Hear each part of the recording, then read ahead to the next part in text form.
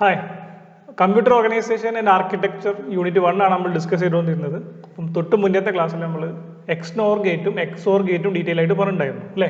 അപ്പോൾ അത് കാണാത്തവരാരെങ്കിലും ഉണ്ടെങ്കിൽ മുകളിലെ വീഡിയോ അതൊന്ന് കാണാം, അതിനുശേഷം ഇതിലേക്ക് വരാം.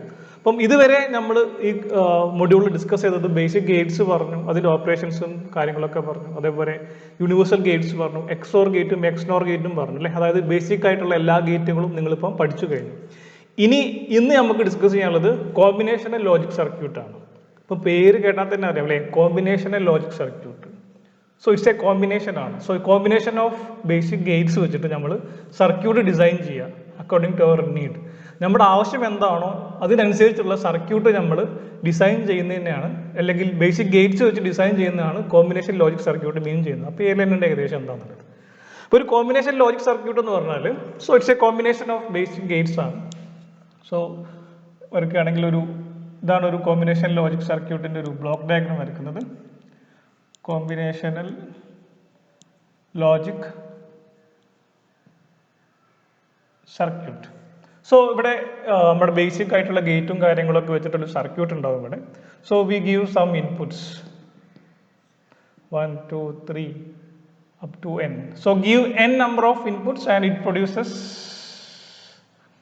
1 2 3 up to m number of output.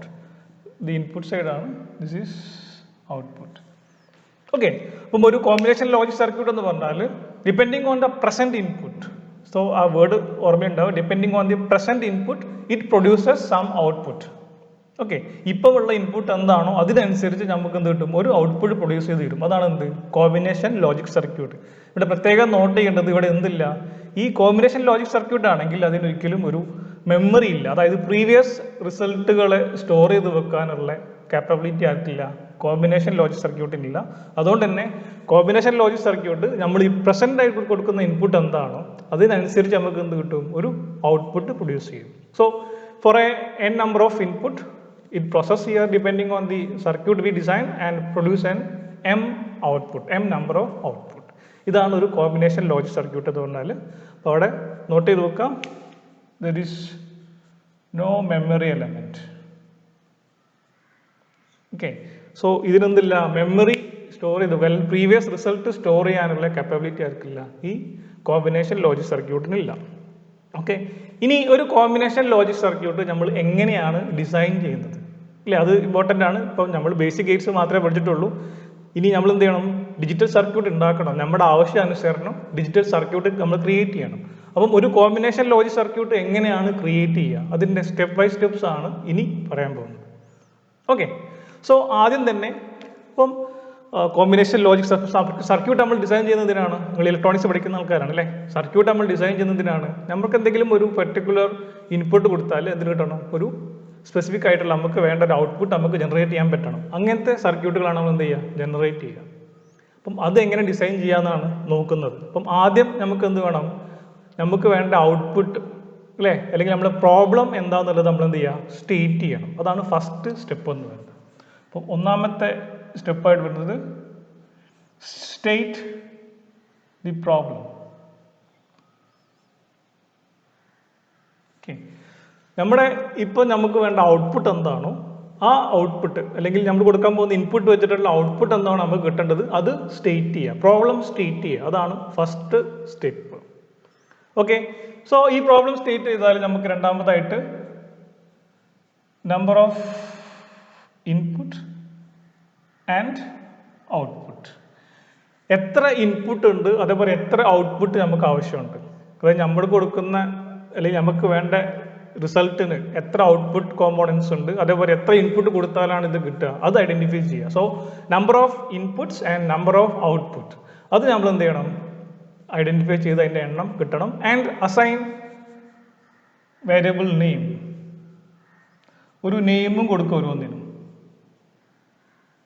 ഓരോന്നിനും എന്ത് ചെയ്യുക, ഒരു വേരിയബിൾ നെയിമും കൂടെ നിങ്ങൾ എന്ത് ചെയ്യണം, കൊടുക്കണം. ABCD എന്നൊക്കെ നിങ്ങൾ കൊടുക്കാറുണ്ടല്ലേ, ഇവിടെ 1 2 3 കൊടുത്ത പോലെ ABC up to n, ഇവിടെ അതേപോലെ XYZ up to m അങ്ങനെ ആവും. സോ നമ്പർ ഓഫ് ഇൻപുട്ട് എത്രയാണെന്ന് നോക്കുക, അതിൻ്റെ എണ്ണം കിട്ടുക, അതിന് ഓരോന്നിനും ആ വേരിയബിളിന് ഒരു നെയിം കൊടുക്കുക. അതേപോലെ നമ്പർ ഓഫ് ഔട്ട്പുട്ട് എത്ര ഉണ്ടെന്ന് നോക്കുക, അതിന് ഓരോന്നിനും എന്ത് കൊടുക്കുക, ഒരു വേരിയബിൾ നെയിം കൊടുക്കുക. ഇതാണ് രണ്ടാമത്തെ സ്റ്റെപ്പ്. ക്ലിയർ ആണോ? ഓക്കെ, മൂന്നാമത്തെ സ്റ്റെപ്പ് എന്താണെന്ന് വെച്ചാൽ റിലേഷൻഷിപ്പ് കണ്ടെത്തുക.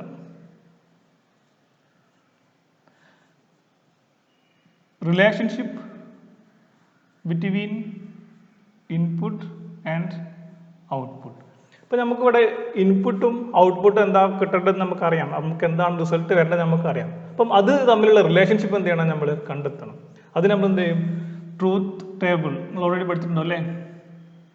ട്രൂത്ത് ടേബിൾ വരച്ചിട്ട് എന്ത് ചെയ്യുക, ഈ ഇക്വേഷൻ അല്ലെങ്കിൽ ഈ ഒരു റിലേഷൻഷിപ്പ് കണ്ടെത്തുക. ഇൻപുട്ടും ഔട്ട്പുട്ടും തമ്മിലുള്ള റിലേഷൻഷിപ്പ് കണ്ടെത്തുക. അപ്പോൾ നിങ്ങൾക്ക് എന്ത് കിട്ടും, ഒരു ഇക്വേഷൻ കിട്ടും.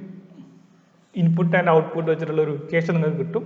ആ ഇക്വേഷൻ നിങ്ങൾ എന്ത് ചെയ്യണം, മാക്സിമം റെഡ്യൂസ് ചെയ്യാൻ പറ്റുന്ന അത്ര നിങ്ങൾ എന്ത് ചെയ്യുക, റെഡ്യൂസ് ചെയ്യുക.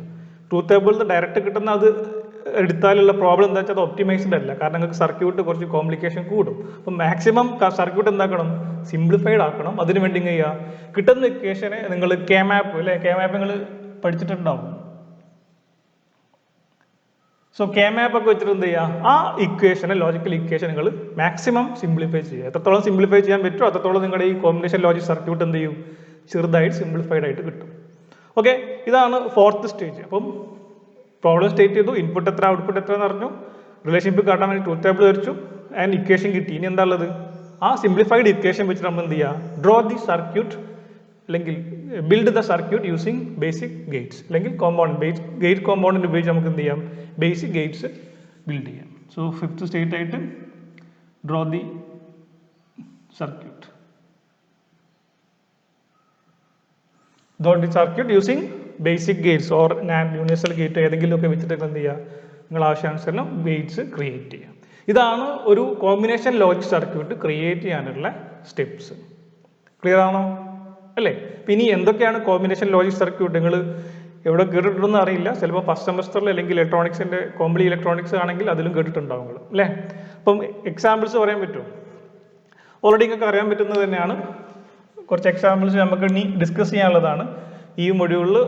കോമ്പിനേഷൻ ലോജിക് സർക്യൂട്ടിന് എക്സാമ്പിളായിട്ട് കുറച്ച് എക്സാമ്പിൾ നമുക്ക് ഡിസ്കസ് ചെയ്യാനുണ്ട്. അതിൽ ആദ്യം വരുന്നത് ആഡേഴ്സ് ആണ്. ആഡേഴ്സ് നിങ്ങൾ കേട്ടിട്ടുണ്ടാവില്ലേ, ആഡ് ചെയ്യാനാണ്, ബേസിക് അഡീഷൻ നടത്തുന്ന ഗേറ്റ് സർക്യൂട്ടാണ് എന്ത്, ആഡർ. അപ്പം അതിന് രണ്ട് പാർട്ടീഷൻ ഉണ്ടെങ്കിൽ രണ്ട് ടൈപ്പിൽ എന്തുണ്ട്, ആഡേഴ്സ് ഉണ്ട്. ഹാഫ് ആർഡറും അതേപോലെ ഫുൾ ആർഡർ. നിങ്ങൾ കേട്ടിട്ടുണ്ടാവും അല്ലേ, ഹാഫ് ആർഡർ എന്നുള്ള ഓൺലി ഫോർ 2 ആണ്, 2 ഡിജിറ്റ്സ് മാത്രം ആഡ് ചെയ്യാൻ പറ്റുന്നതാണ് എന്ത്, ഹാഫ് ആർഡർ എന്ന് പറയുന്നത്. അതേപോലെ ഫുൾ ആർഡർ എന്ന് പറഞ്ഞാൽ 3 ഡിജിറ്റ്സ് അല്ലേ, ഇൻപുട്ട് സൈഡിൽ 3 ബിറ്റ്സ് വരെ നമുക്ക് എന്ത് ചെയ്യാൻ പറ്റും, ഒരേ സമയം ആഡ് ചെയ്യാൻ പറ്റും. അതാണ് ഫുൾ ആർഡർ. ഡീറ്റെയിൽ ആയിട്ട് നമ്മൾ പറയും അത്. പിന്നെ ഒന്നുള്ളത് എന്താണ്, സബ്സ്ട്രാക്ടർ ആണ്. ആർഡർ കഴിഞ്ഞാൽ പിന്നെ സബ്സ്ട്രാക്ടർ. ഇതും ഇതേപോലെ രണ്ട് ടൈപ്പ് ഉണ്ട്, ഹാഫും ഫുള്ളും. ഹാഫ് സബ്സ്ട്രാക്ടറും ഫുൾ സബ്സ്ട്രാക്ടറും. ഹാഫ് സബ്സ്ട്രാക്ടർ എന്ന് പറഞ്ഞാൽ ഓൺലി ഫോർ 2 എലമെന്റ് ആണ്, 2 ഇൻപുട്ട് മാത്രം ഡീൽ ചെയ്യാൻ പറ്റുന്നതാണ് ഇത് ഹാഫ് സബ്സ്ട്രാക്ടർ. ഫുൾ ആണെങ്കിൽ എന്താകും, 3 ഇൻപുട്ട് വെച്ച് നമുക്ക് എന്ത് ചെയ്യാൻ പറ്റും, സബ്ട്രാക്ഷൻ നടത്താൻ പറ്റും. ഇതാണ് രണ്ടെണ്ണം. ഇനിയുള്ളത് നിങ്ങൾ എൻകോഡർ ഡീകോഡർ കേട്ടിട്ടുണ്ടാവും അല്ലേ, എൻകോഡർ അതേപോലെ ഡീകോഡർ. എക്സാമ്പിൾസ് ആണ് ഇതൊക്കെ. പിന്നെ കേട്ടിട്ടുണ്ടോ, മൾട്ടിപ്ലെക്സർ കേട്ടിട്ടുണ്ടാവും നിങ്ങൾ. മൾട്ടിപ്ലെക്സർ മക്സ് എന്ന് പറയും, അല്ലെങ്കിൽ ഡിമക്സ്.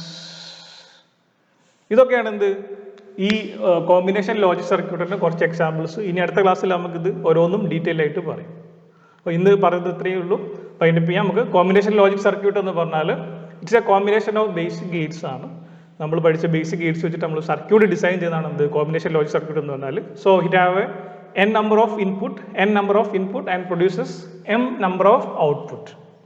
സോ ഇതെങ്ങനെയാണ് ഒരു കോമ്പിനേഷൻ ലോജിക് സർക്യൂട്ട് ഡിസൈൻ ചെയ്യുന്നതാണ് തൊട്ടടുത്ത് നമ്മൾ ഒരുപാട് സ്റ്റെപ്പായിട്ട് പറഞ്ഞത്. ആദ്യം പ്രോബ്ലം സ്റ്റേറ്റ് ചെയ്യുക, ഡിഫൈൻ ചെയ്യുക, ദെൻ എത്ര ഇൻപുട്ട് ഉണ്ട് ഔട്ട്പുട്ട് ഉണ്ട് നോക്കുക, അതിന് വേരിയബിൾസ് നെയിം അസൈൻ ചെയ്ത് കൊടുക്കുക, റിലേഷൻഷിപ്പ് കണ്ടെത്തുക യൂസിങ് ട്രൂത്ത് ടേബിൾ, ആൻഡ് ഒരു ഇക്വേഷൻ നിങ്ങൾക്ക് ഫോം ചെയ്യും. ആ ഇക്വേഷൻ നിങ്ങൾ എന്ത് ചെയ്യുക, മാക്സിമം സിംപ്ലിഫൈ ചെയ്യാം, and draw the circuit design ചെയ്യുക. Then examples, adders, subtractor, encoder, decoder, multiplexer, demultiplexer, ഇതൊക്കെയാണ് ഇതിൻ്റെ എക്സാമ്പിൾസ്. ഇപ്പോൾ ഇത്രയും പറഞ്ഞത് ക്ലിയർ ആണെന്ന് തോന്നുന്നു.